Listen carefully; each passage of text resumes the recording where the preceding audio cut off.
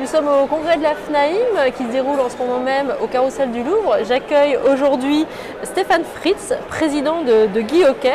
Bonjour Alexandra. Bonjour, bienvenue sur le plateau d'Expression. Merci. Vous êtes le président donc, de Guy Hockey, un des plus grands réseaux d'agences de France. Aujourd'hui, on sort à peine de la crise du Covid. Comment votre réseau d'agences a su surmonter cette période ? Alors, une période difficile à titre personnel pour chacun et chacune des membres du réseau. À titre professionnel, même si ça a été difficile dans le premier confinement, on s'en est quand même assez bien sorti. La réalité, c'est que 2020 a été une très très bonne année pour l'immobilier en règle générale et en particulier pour le réseau, puisqu'on a surperformé aujourd'hui ce marché qui était déjà d'une très forte densité. Donc je dirais qu'on n'est pas le métier le plus à plaindre. Il y a eu d'autres activités comme l'event, la restauration, qui ont été beaucoup plus touchées que nous. Et on a eu cette chance d'avoir été écoutés au moment où on ne pouvait pas faire les visites et ne pas ouvrir nos magasins. On a eu la chance d'être écoutés par les pouvoirs publics et on a pu du coup s'en sortir plutôt bien. Et alors vous, comment est-ce que vous avez aidé les agences justement à s'adapter peut-être assez rapidement à une situation qui n'était pas forcément évidente dès le départ? Comment vous les avez épaulés durant cette période? La première, le premier confinement a été celui qui a été le plus dur, qui nous a aujourd'hui mis en mouvement. On faisait un comité de direction par mois, on s'est mis à faire un comité de direction par jour en visio d'1 heure. On a dû décortiquer l'intégralité des ordonnances, les marketer, les rendre digestibles pour les agences. Ensuite, s'agissant de l'aide, il y a eu des aides du réseau, c'est-à-dire qu'assez spontanément, des agences qui avaient beaucoup de trésorerie proposaient des aides les plus faibles. On a, nous, gelé la redevance de communication, on a mis à la disposition pour qu'ils puissent continuer de se former l'intégralité de la plateforme d'e-learning. On a étalé un certain nombre de dettes qu'il y avait pour des gens qui étaient déjà rentrés en difficulté dans la période de Covid. On a soutenu et on avait dit qu'on n'en perdrait aucun. On n'a perdu aucune de nos agences, issues en tout cas de la période du Covid. Et on a continué de recruter et ça a été plutôt bien. Mais ça n'a pas été sans douleur. Mais on est sorti de cette situation sans casse. Oui, vous avez tenu bon durant cette période, voire même peut-être changer des choses, peut-être adapter des choses. Est-ce que ça a été l'occasion de réfléchir, de poser de nouvelles méthodes d'organisation ou de conforter peut-être votre stratégie existante? Comment est-ce que vous avez travaillé sur cette période? Sur la stratégie digitale, on l'a confortée, elle a toujours été là. C'est-à-dire qu'on avait, en 2018, déjà bien avant le confinement, on avait contracté avec Matterport, qui est le leader de la visite virtuelle dans le monde aujourd'hui, et personne ne le prenait, considérant que le marché était une telle densité qu'il n'était pas nécessaire de se doter d'un outil, en tout cas de payer, pour avoir des visites virtuelles. Le confinement a dit le contraire. Et donc du coup aujourd'hui, c'est les 2/3 du réseau qui sont équipés. La visite virtuelle fait partie aujourd'hui des outils de travail digitaux comme la signature électronique, équipée depuis 4 ans, mais personne ne savait s'en servir.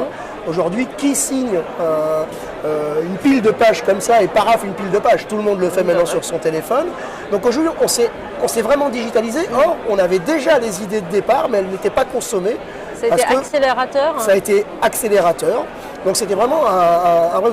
Après, qu'est-ce qui a changé réellement dans nos organisations de travail? C'est la visio. La visio, elle a optimisé. Mais on a fait un peu un yo-yo, c'est-à-dire qu'on était contre le télétravail et la visio dans un premier temps. Ensuite, on était tout pour.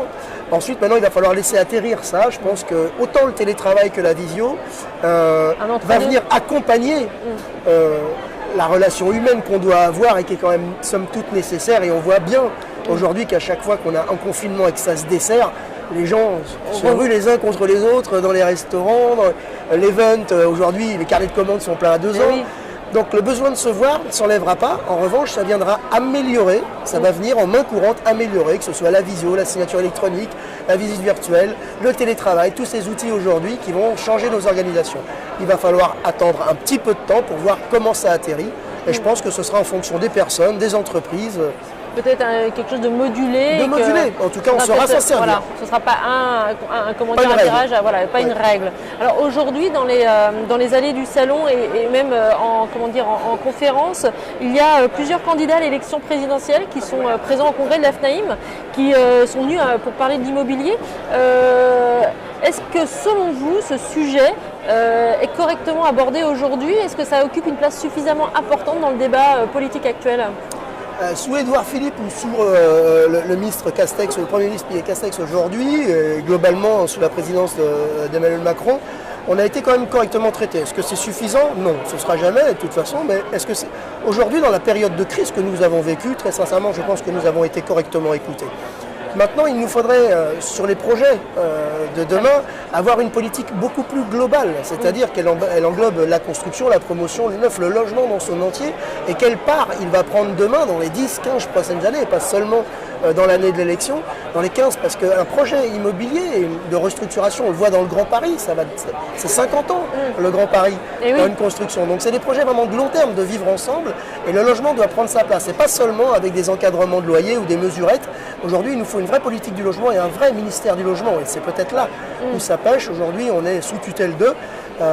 Donc il nous faudrait peut-être un vrai ministère du logement avec une politique du logement beaucoup plus globale. Voilà.